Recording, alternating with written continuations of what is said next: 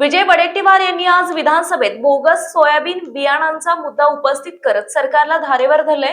दोषी कंपन्यांचे परवाने तात्काळ रद्द करून बाधित शेतकऱ्यांना नुकसान भरपाई द्यावी अशी त्यांनी मागणी केली आहे। यावर सरकारने दोषी कंपन्यांचे बियाणे विक्री परवाने रद्द करण्याची घोषणा केली असून आता प्रत्यक्ष कारवाईकडे शेतकऱ्यांचं लक्ष लागलंय। अध्यक्ष महोदय, निकृष्ट सोयाबीनचं जे बियाणं आहे यामुळे विदर्भातील अकोला, अमरावती, वर्धा, गडचिरोली, आपला चंद्रपूर या जिल्ह्यामध्ये या बियाणाचं उगवणच झालं नाही। इथे कृषी मंत्री महोदय आहेत। हे शेतकऱ्यांचं बियाणं न उगवल्यामुळे हा हंगाम आता धोक्यात आलाय। मोठ्या प्रमाणामध्ये हे तक्रारी प्राप्त झाल्या आहेत, तुमच्याकडे झाल्या असतील।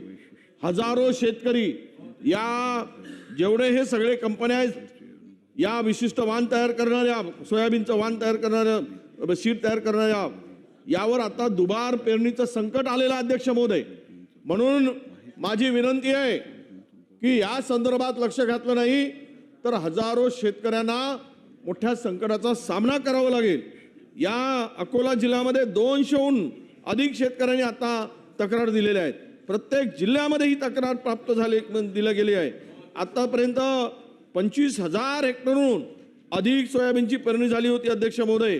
यातील ट्रुथफुल तसेच प्रमाणित बियाणासंदर्भात फार मोठ्या प्रमाणात तक्रारी आहेत। जर सरकारने लक्ष घातलं नाही तर शेतकरी उद्ध्वस्त होतील। म्हणून माझं स्थगन यासाठी आहे की आपण किमान या स्थगनाच्या माध्यमातून सरकारने या कंपन्यांवर योग्य कारवाई करावी।